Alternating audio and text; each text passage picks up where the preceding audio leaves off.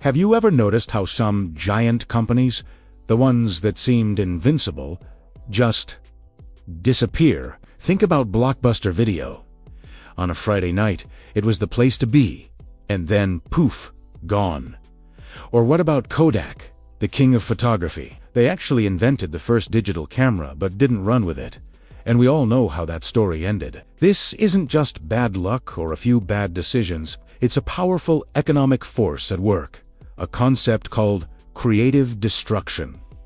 It sounds dramatic, right? Like something out of a superhero movie. But it's one of the most important ideas for understanding our modern world. And once you see it, you'll start seeing it everywhere. So, what exactly is creative destruction? The term was popularized by the Austrian economist Joseph Schumpeter back in the 1940s. He described it as the process of industrial mutation that incessantly revolutionizes the economic structure from within, incessantly destroying the old one, incessantly creating a new one. In simple terms, it's the constant cycle of new innovations and technologies wiping out old ones. It's not just about companies failing, it's about new, better, and often cheaper ways of doing things emerging and making the old ways obsolete. It's the engine of capitalism, the very thing that drives progress and pushes our society forward. Think of it as economic evil. The new, more efficient model replaces the old, less efficient one. It can be painful for those being replaced, but it ultimately leads to growth and a higher standard of living for everyone. Let us travel back in time for a classic example. The horse and buggy versus the automobile. Before Henry Ford and the Model T, cities were filled with horses. This created a whole ecosystem of jobs. Blacksmiths, stable hands, carriage makers, even people employed just to clean the streets. When the affordable car rolled onto the scene, it was faster, more convenient, and ultimately cheaper. The result? The entire horse and buggy industry was decimated. Thousands of jobs were lost. That's the destruction part. But what about the creative part? The rise of the automobile created an explosion of new industries and jobs that were unimaginable before. We got assembly line workers, mechanics, gas stations, road construction crews, motel owners, and entire suburban communities built around the ability to commute. The new economy was vastly larger and more dynamic than the one it replaced. That's creative destruction in a nutshell, tearing down the old to build something new and much, much bigger. This pattern repeats itself over and over again. Think about how we listen to music. First, there were vinyl records, then came cassette tapes, which were more portable, then compact discs, or CDs, offered better sound quality. Each new technology destroyed the market for the previous one. Then, the MP3 and the iPod came along and completely blew up the idea of physical media. Suddenly, you could carry 1,000 songs in your pocket. This destroyed the CD market, and record stores that couldn't adapt went out of business. But it created a whole new digital music industry. And just when we thought that was it, streaming services like Spotify and Apple Music arrived.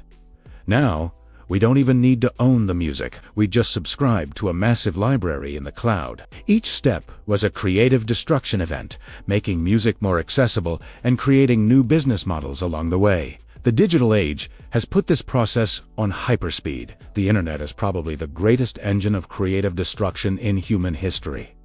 Let's look at newspapers. For centuries, they were the primary source of news and information. They had a thriving business model based on print circulation and advertising. Then the internet offered news for free, instantly, from thousands of sources. Craigslist took away their classified ad revenue, which was a huge cash cow. De result, many historic newspapers have shrunk or gone out of business entirely. This destruction is painful for the journalists and printers who lost their jobs. But the creation part is the explosion of online news sites, blogs, YouTube channels like this one, podcasts, and citizen journalism on social media. Information is now more abundant and accessible than ever before, even if we have to be more careful about sorting fact from fiction.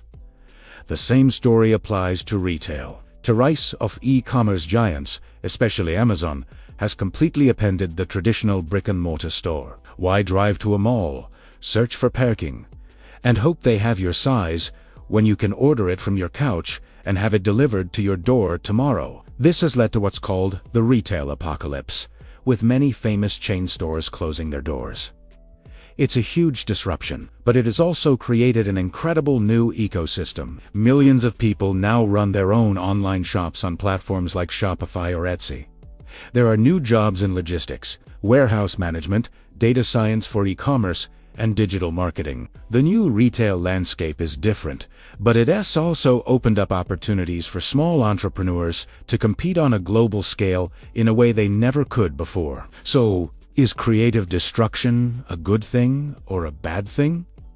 Well, it's complicated. For society as a whole, the long-term benefits are undeniable. It's the reason we have smartphones instead of rotary phones, modern medicine instead of leeches, and electric cars instead of horses. It leads to better products, lower prices, and new possibilities that raise our overall quality of life. Without it, our economy would stagnate. However, the destruction part is very real and can be incredibly painful for the individuals and communities affected. Losing your job or seeing your lifelong business become obsolete is a personal tragedy. The skills you spent decades perfecting might suddenly be worthless. This is the human cost of progress, and it's something we can't ignore. This is where the role of society and government comes in. A healthy society doesn't try to stop creative destruction. That would be like trying to stop the tide. Trying to protect old, inefficient industries with subsidies and bailouts just delays the inevitable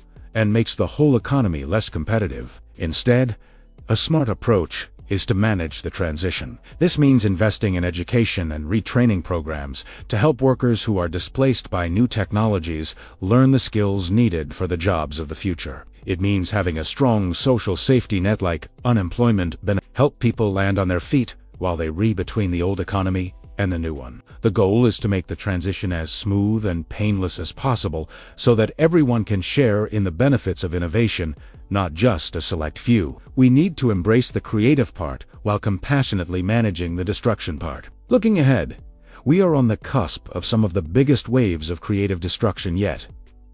Think about artificial intelligence. AI is poised to revolutionize countless industries. From transportation with self-driving cars to healthcare with AI-powered diagnostics, this will create immense value and solve huge problems. But it will also displace many jobs currently done by humans, from truck drivers to radiologists to customer service agents. The challenge for our generation will be to figure out how to navigate this massive shift.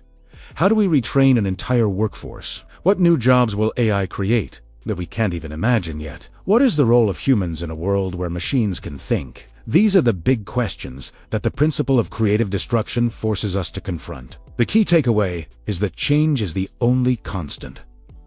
The world is not static. It is a dynamic, evolving system. The companies, jobs, and skills that are valuable today might not be valuable tomorrow. This can be scary, but it's also incredibly exciting. It means there are always new opportunities on the horizon for those who are willing to adapt, learn, and create. Understanding creative destruction gives you a mental model to make sense of the chaos. You can see past the scary headlines about dying industries and look for the green shoots of the new industries that are growing in their place. It encourages a mindset of lifelong learning and flexibility. So, the next time you see a hot new app take down an old giant, or a new technology change the way we live, don't just see the destruction, look for the creation that's happening right alongside it.